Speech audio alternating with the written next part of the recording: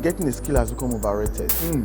For skill acquisition to produce results, the people who have been trained have to be strategically deployed into a value chain. Okay. Until that chain is complete, skill acquisition is not successful. Hello, everybody. Welcome to the KWS show. Our guest today is Gospel Obele.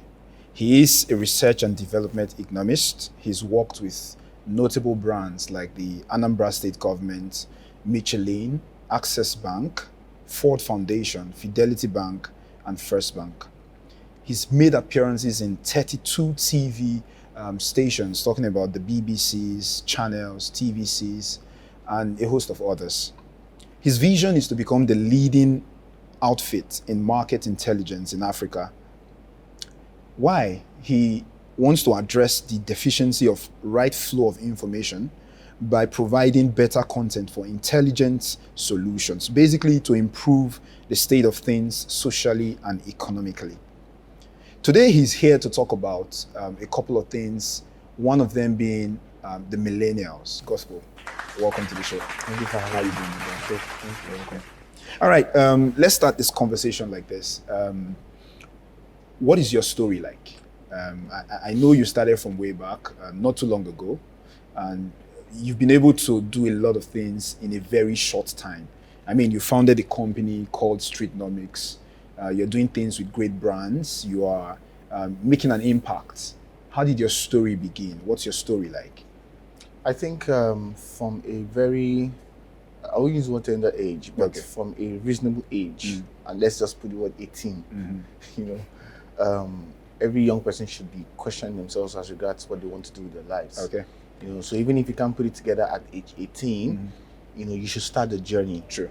And then you should be very consistent and very patiently aggressive towards, you know, that clarity process and then starting out.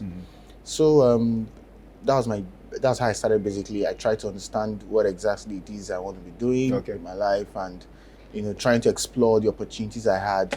You know, I had many gaps to fill apparently that was identified, and then I started taking enough risk as much as I could, as much as time, resources, and energy could allow me to take. And then I took a lot of resources, worked with mentors, learned to take initiative. You know, learn to I don't use the word compromise for what people think it is, but compromise can also mean taking less because you have a big picture. True. So I took more less, like making many sacrifices. fronts, making sacrifices and all that. You know, and then I tried to start building the brand like that, and over a couple of years, with that consistent work and all that, to be able to put a few interesting things together. Awesome. So you've been very vocal about the economic situation of Nigeria. I want to use that word, vocal. You know, you're one of the vocal on the right platforms. Not on Twitter. On the right platforms, right? You're one of the very few people who I think is passionate about Nigeria, and you're also passionate about young people. But your key area is research, right? How did you dabble into research? Like, Interesting. it's very uncommon for young people to want to say, okay, let me go into research, how to help people maximize, you know, how to make the economy socially and economically better. You know, so how did you jump into research? So for my undergraduate days, I did economics and statistics. Oh, okay. So quite an interesting course, but what everybody would want to study, and at the end of the day, they don't want to identify with. True. So, and that's primarily because we weren't taught the commercial value to those things and what the opportunities and career pathways can look like. So it was a journey I had to take on to understand what's obtainable and what's possible in this space. And preferably starting from the commercial value of being an economist in this kind of environment that we find ourselves in. So, but then the research capabilities were building up from just the basic things, 10 papers, projects. I mean, on the average, if you did those things yourself in university, then you're 20% a good researcher, you know? And then when you leave that, when I left that environment, you know, after the whole NYSC experience, I tried to read more strategic books. Strategic books, yes. No, so not the broad motivational books everybody reads. You know those. Was it because you had a niche in mind already? No, I didn't have a niche in mind. I had I was very passionate about economics. So Okay. what I had was I was trying to figure out what the gaps were. Okay. And how can I begin to rework myself into, what exactly. So True. I was literally, in that process of gaining clarity. Let me just use the word. So one of the books I read that really changed my life, two basic books, was End of Poverty by Jeffrey Sachs. Okay. And then, actually 3 books.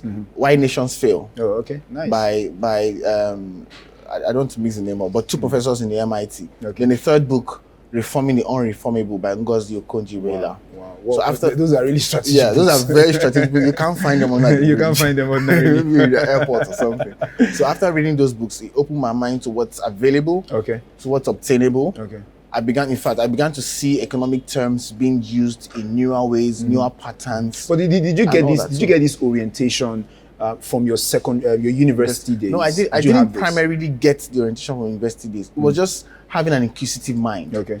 Like Jim Collins will always say that the reason why he had to write the book Good to Great was because after writing Built to Last, one question in a dinner led to the research and then coming up with Good to Great. So that inquisitive mind, that inquisitive ability is what primarily leads to the clarity process. Okay. And you begin to find out, okay, these are the gaps, these are the opportunities, this is what the market is currently doing. So at the point I realized that the market in Nigeria on economics has been largely tilted to the macro economy. Okay. Yeah. And then the few other firms were doing consumer markets. Okay. So the people who know the economics were doing macroeconomics. True.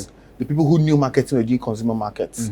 But consumer markets was highly deficient of strong data and ability to use that data to interpret the market environment and the like. So basically an economist crossing over would be very, very much would be a value add for that space. Awesome. So I just picked this here, and I tried to tie the loose ends, and then I flagged off on a commercial scale. So wow, amazing. That's how amazing. You're one of the very few people who I would say had the ability to take initiative to start.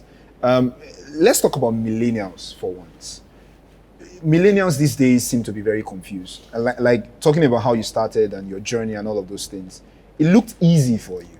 It wasn't easy. It wasn't easy. But it looks easy from the way you're saying it. It always looks easy when you're telling the story. You get the point. So, and a lot of millennials are confused. They don't know how to start, right? They don't know how to just take that initiative and start. So let's talk about millennials for once. I want you to shed more light on who millennials are, because everybody seems to think millennials are young people, generally.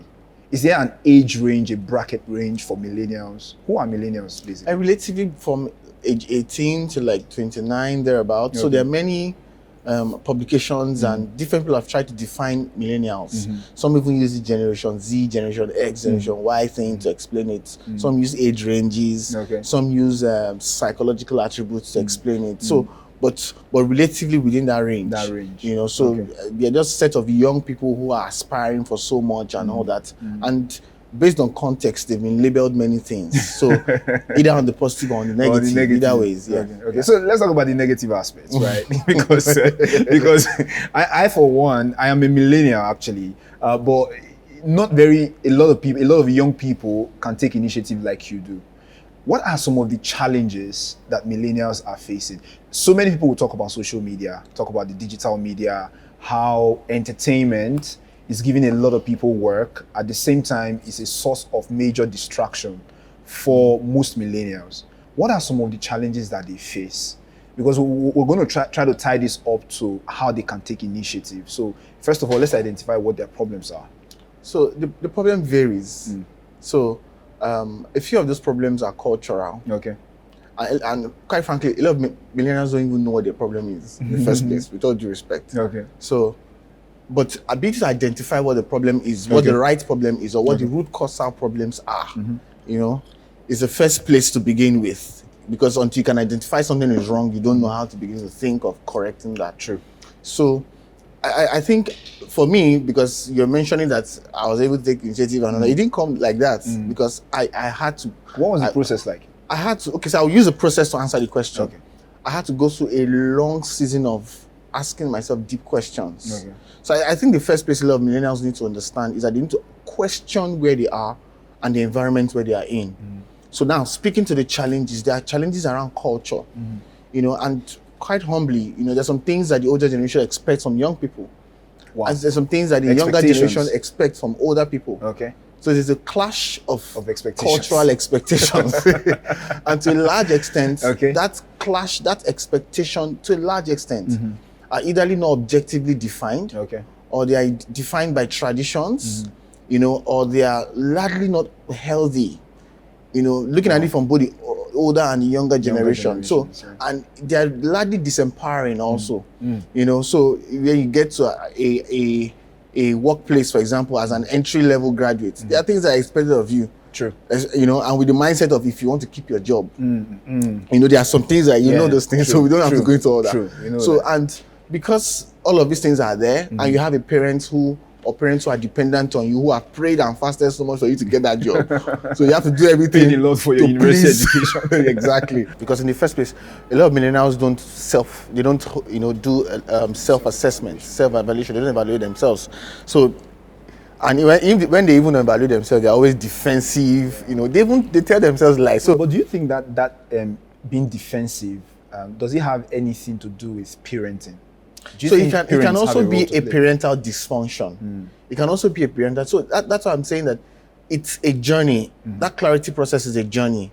But young people have to be faithful to it to understand how parents, with all due respect, religious / church affiliations, bosses, mentors, and the Nigerian system has clouded their mind and probably either empowered or disempowered their growth and journey towards success. So they have to be able to define all these things, put all the cards on the table, and then be very honest within themselves. And that's where the first point of taking the initiative starts. Ability to define the odds clearly is the first point of taking the initiative for that personal growth and development. That's one end. Then secondly, I think a lot of millennials are very distracted.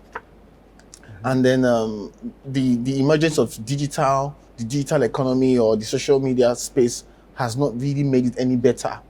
They're distracted and they're focused on the wrong things. There's an identity crisis, and then it's not going to get better anytime soon, because media is a great reinforcement in the sense that the guys who, in quotes, have the right messages and the right platforms aren't doing enough to tell the stories. The guys who have the wrong messages, but they have the platforms, are doing way more.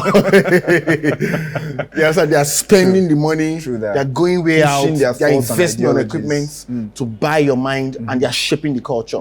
While the guys who have platforms, who even have the money, I don't want to mention names now or platforms now, you understand, are not doing enough to tell the story. And to a large extent, they're even cultural adopters, not cultural shapers. So the fact that and it just takes a very small circle of individuals to shape a culture. True that. So if you look at all the major culture shapers now, you can identify them to a cultural community that they belong to. And they're no more than 3, 4, or 5 that have bombarded the whole Instagram space. So what I'm trying to say at the end of the day is, a lot of things are being controlled, and a lot of the minds of young people are being controlled by all these platforms. So there's an identity crisis. There are cultural expectations. There is also lack of ability to just sit down patiently with yourself and evaluate. That individual rigor to sit down and evaluate yourself is a major problem. And that people talk in advertising or marketing, talk about reducing attention span. That's just, with all due respect, that's an intellectual way to say people are lazy now. You understand what I'm True that. So that's an intellectual way to say people are lazy. But it actually makes sense to say that too, because people cannot sit through a process to evaluate or to study or to find out how. And because we've not been trained that way as an African or in Africa, it's easier for us to give into the quick fixes. Also, so let's talk about this. I was at a place one time when an employer of labor, a certain employer of labor, actually made a statement and said, young people don't want to work. And relating that to what you're talking about right now, is it really a problem of the millennials, or is it that they are getting used to a system that they met? This is what I'm talking about. Like you said, parents have expectations from their children. And basically, it's garbage in, garbage out. What you have not invested in, you cannot reap from. We see a lot of parents these days, or even times before now, who basically go to work, on a regular. They don't have time for their children. They give probably their kids, they give them gadgets when they don't want to be disturbed. And then those children grow up to be a kind of millennials that probably don't have identity. Yeah. So would you blame that on the millennials themselves? Or is it a collective problem? Actually, it's a shared challenge. That's why when I listen to job conferences, work-related conferences, you see that the conversation is very skewed. Yeah, it is. It takes somebody who thinks holistically and very objective to point out the issues from a shared challenge angle, perspective. So I think it's a shared challenge. Okay. I think the employers have a worldview that is really not healthy. And it's also one of the reasons why we've not been able to fix unemployment.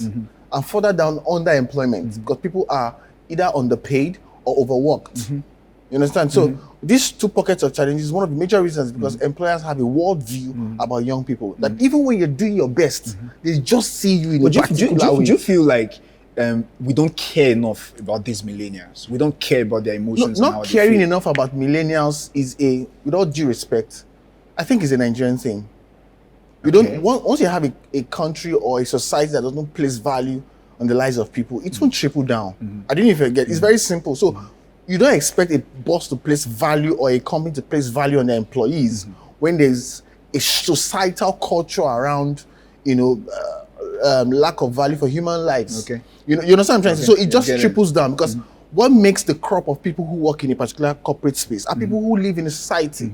You understand? So people come from different walks of life to work every morning for different reasons. So but then a few companies have been able to internally redefine that experience for themselves. So it's a shared challenge. Millennials also have their challenges. A lot of them can't, because of this shared low attention thing, a lot of them can't apply themselves rigorously to work. And a lot of them are not objective. Some of them are also clouded in religious thoughts. With all due respect, you work in a place, a few things are not going right. You also need to also define what is right for you. The place where we pray to get jobs. So after working, you're working in a place where a few things are not going right and all that, you need to evaluate what that thing means to you. But do you feel like the society expects you that as a person, probably you went to the university and you're done, then you graduate, they expect you to be, the time it takes for you to become something in life? There's this expectation from the society that when you graduate from university, you should just get a job. After getting a job, you should buy a car, have a family. And then, don't you think this also puts pressure? Of course, on to how a large extent, the society is misinformed and largely dysfunctional. And with all due respect, you can't expect anything much from that kind of society, because that is what spreads around. So if you don't have a job, there's something wrong with you. You don't have a job. You are the one that is the problem. You understand? So nobody sees it as the society has a problem. That's why in the young people who have tried to break out of that box and fought themselves hard, to define a meaning or define something for themselves, they break out and they do exceptionally well. Wow. Even when they've not relocated. For example, I'm still here, and with all due respect, I've had 32 interview appearances. Awesome. If I were not delivering quality or value, in terms of economic thoughts and perspective to issues, I don't think I would have that kind of traction on top media platforms. I didn't even get so. Get it. A lot of young people that have had to, that have experienced my own kind of experience, I've had to break out of so many things. Now, I resigned from a top multinational, oil and gas multinational, and the day I resigned, I didn't tell my parents. Wow. Because if you told them, you know what I'm trying to say? The average Nigerian parent will pray you or will love you, or in their will mind, force they're just you back. trying to look out for you. Yeah. Many of them also have whatever options and other reasons why. But you find out that to a large extent, if you want to make a certain level of progress as a young person, you have to be independently willing to take some hard decisions. Awesome. And many are not willing to. Awesome. Wow.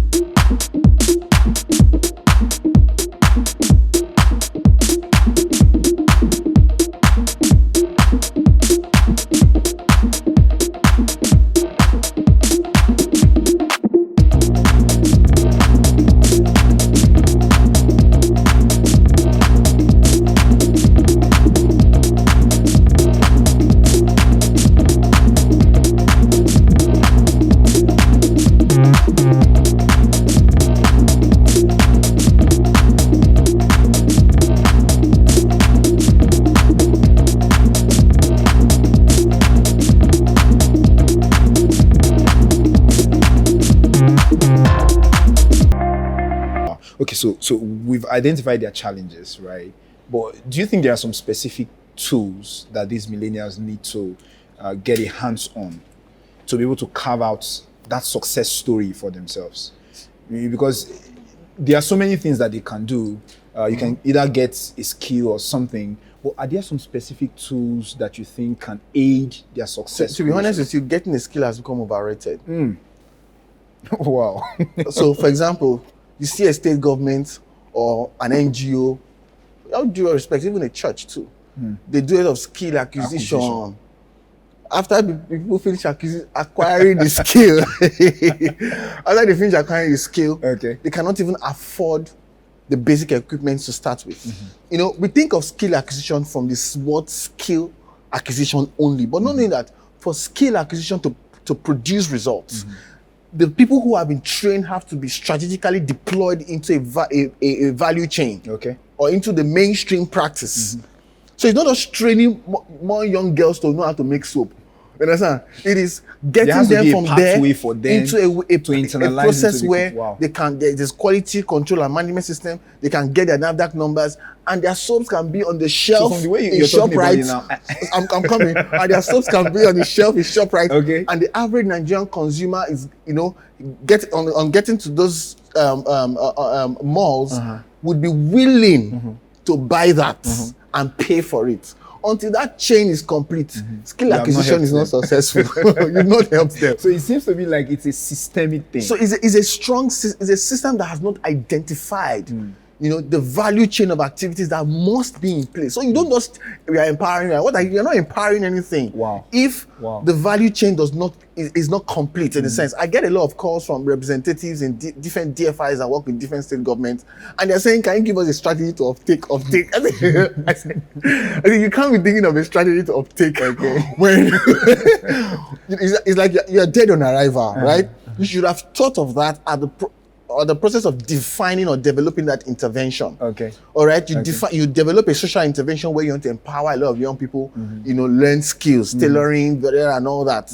And a lot of states do that. But after learning that, what is the next thing? Next step? How are they being deployed into the value, into the mainstream? So, you know, so right now it's not just the skill itself. It's not the skill. It's the, let me use the word economics around skill acquisition. But do you think a lot of this still has to do with the government? It still ties down to the government. It's a shared challenge. And that's one thing I've been saying constantly on the show today. These things are a shared challenge. The government needs to understand that it's not just giving somebody money. One woman that's roasting corn or giving them 10K. No, it's finding a way to use that tool to get them into the mainstream engagement. And that is when you can move from poverty to prosperity. It is not just a church trying to train 1,000 people on makeup, on video, on this. When we are all done with all these things, how do they get engaged into the main, where they can begin to get commercial value for it? So it's not just the church or the government or the individual. It's a shared challenge. The banks, financial institutions, everybody has to come together and fight. But you know the problem, it's going to be very difficult. Almost impossible. I don't use the word impossible, so I don't sound pessimistic. But this one is going to be very difficult. Is we've not learned to identify issues on a shared challenge basis and then come together to work. It's very difficult. It's a lot of rigor. It's a lot of intellectual engagement. It's a lot of redefining the process to improve it. So there has to be, let me just land there. There has to be personal willingness and commitment, not just political statements. So everything has to work together. Can you run us through like a brief, realistic, because for me, I am more of a practical person. Can you run us through a brief, for instance, you help young people get skills and they have these skills. What should be the next thing for those that are giving people these skills? What should they do one after the other? What can they do? In fact, the great challenge you now have is that because there is a global narrative around some certain kind of skills, some people are now trying to do it here. You don't empower people on skills that you've not created a market for. Okay, so creating a market is the first thing. So not necessarily creating the market, defining the market where you will deploy those skills. And where they can get commercial value from it almost immediately. So people are trying to leverage on global narratives, data, financial inclusion, and all these things, right? And they're trying to train people here. And guess what? They're making money, getting investors and all that. But after training them, What happens? What is the next? Where can the person get job in MasterCard? Do you understand what I'm trying to say? So, Get it. if we cannot find the market, then we should create the market. So there's somebody, I don't want to mention her name, there's somebody in Abuja who was training people on Oracle. If you have an Oracle certification, where can you know? So that's to flip the conversation the other way around. It's not because the jobs are not there. It's also that some people are skilled, but they cannot get the jobs. Maybe because the jobs are trained out there, or because the Nigerian market has not matured enough for some certain kind of jobs. Nobody talks about that too. Okay. Right? Or the jobs are there, but it is revolving around a particular sect. So there's what they call inequality in job information or job opportunity availability, right? It's not equal because the information is not widely spread. You can't find some job openings on the newspaper. Yeah, you can. Or websites. Some are even just some are locked in and they are reserved for some people, or the information is not equally spread around, so that the people who have the right skills to identify. So my own is, when you are training people for skills, okay, identify the market where you can directly deploy them. Okay. If that market does not exist, can you create the market? So there's this woman in Abuja created the market. So she trained people on Oracle and trained people on many things. She discovered that after training them on Oracle, 6 months, they still don't have jobs because the Nigerian market has not developed vast enough to accommodate those kind of people. The ones that can will relocate. The ones that can't are stranded, but they are skilled. So what she did was to create an outsourcing platform where people in the UK, US, and India can outsource their jobs to Nigerians here to work from Nigeria. So there are people in Nigeria who are actually working on outsourcing base and they're making good money. Wow. You understand what I'm trying to say? So people are trained on data, trained on a lot of things, and a lot of many big grammar here and there, and making a lot of noise about it. But the people that they're being trained are not, they're not thinking of access to markets. Okay. So while you train on skill acquisition, think of access to markets and ensure that convertibility is done properly. Okay. And over time, you're improving it. And if that access to market can be in the international space, it can be outsourcing from here over there. Overseas. It can be anyway. Create a smart model that works for commercial value. So basically, where does solving problems, where does it come to play in this scenario right now? Because a lot of people, public speakers or international speakers, will say, find a problem and try to solve it. I think that statement is overrated. Okay. How? I think it's overrated because problems exist in different layers, in different patterns. In fact, there's now from my work in research, I've discovered that an individual can have a problem without knowing he has a problem. Okay. So that find a problem, sometimes you need a level of insight into a problem a customer or an individual does not even know that they have, and then you create a solution for a problem they don't even know they have yet. Oh, wow. So it is through the solution they discover that they have a problem. You understand what I'm trying to say? So it's the same way I say, identify opportunities. Some opportunities are not out there on your face. You have to create the opportunity. Because in the first place, so it's just like saying, identify what the consumer needs. Or what the consumer wants. Is that you can also, you can also move yourself to an angle where you can create those needs for them. You can create those wants for them. So in view of problem solving, in other words, you can stir up demand. You can stir up demand. You can stir up, and all that. So, and that's an intelligent way of thinking. It's hard work. That's why a lot of people don't talk about it. Okay. You understand? Yeah, so true. People who are losing on attention span cannot do that kind of work. Okay. So, in my own opinion, where problem solving comes in this regard is that people who are champions of change, in quotes, or change, who call themselves change agents, should begin to think of problems from the different angle and patterns through which they exist and they could exist. Awesome. And when you're creating a solution, have in mind that you need to create the access to market. Find the market or create the access to market, because there has to be a commercial value creation either way. Awesome. So lastly, let's talk about relationships. How can millennials, how can they access relationship? How can they use relationship in upskilling and upgrading themselves? Because that's one thing a lot of young people also have a problem with. You're chatting with someone, you're talking with someone, and then the person is on their phone talking. So relationship, there's a break in relationship for millennials. And a lot of times it's affecting how they go about their work, how they go about making an impact. So where does relationship come in, and how can they use relationship to better their lives?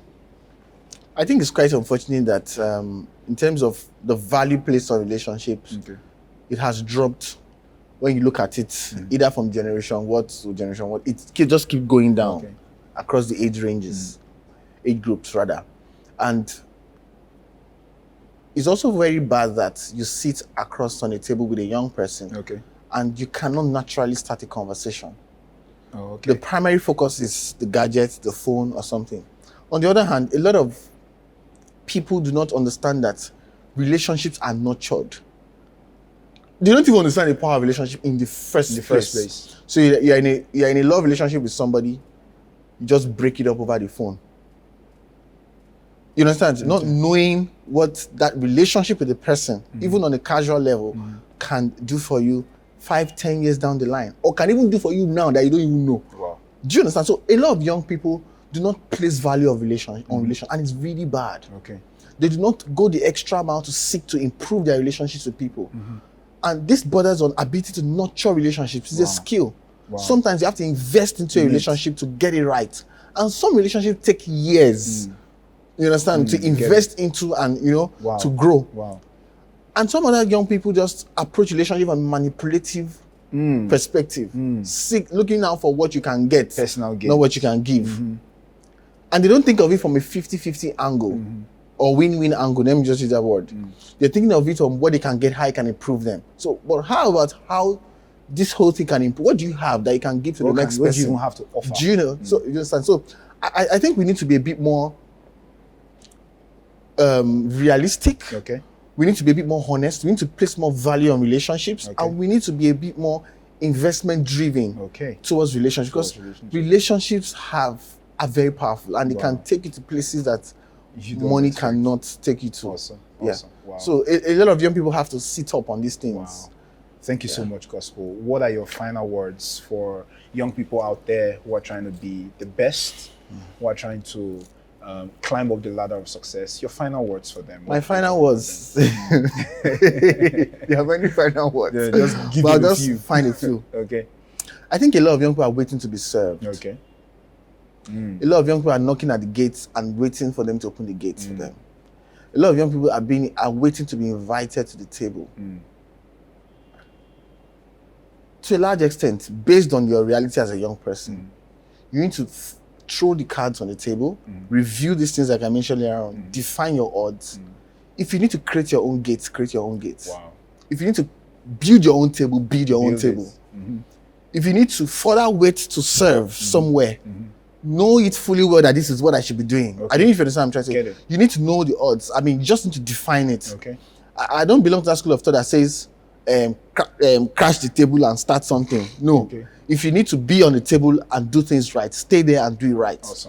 If you know that, or you have a strong inclination that your time has elapsed somewhere, to be very honest with yourself and move on. And leave. Do not be religious about it, because we are very clouded in funny things. You'll be amazed how, let me just say this, God has to take some young people outside the conventional church environment to teach them some things about life. And when they try to apply those things, they look like a rebel.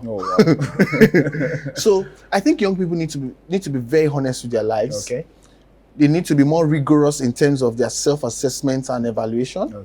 They need to take relationships more seriously. They have to be able to debunk the lines of African culture that holds them back.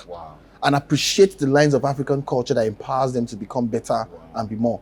And find a way to leverage the African culture to scale in terms of global competitiveness. A lot can be done, but I think young people are just trapped in something that does not exist. So get yourself out of the trap. Thank you so much, Gospel. Thank you for having me. We had an amazing time. This is a good one.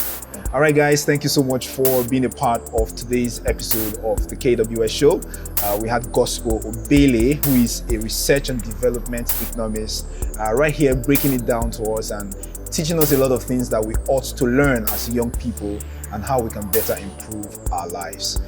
Till we come your way again, same time, same station. Our addresses are right there on your screen. You can follow us on all social media platforms. And of course, if you have a comment as regards what we just talked about, or if you have a question for Gospel, just drop it right there on the comment section, and definitely Gospel will definitely get in touch with you. If you want to be a part of our team, you just want to get to know anything about the show, just follow the description right there, below your screen, and definitely we'll get back to you. Thank you so much for being a part of this one.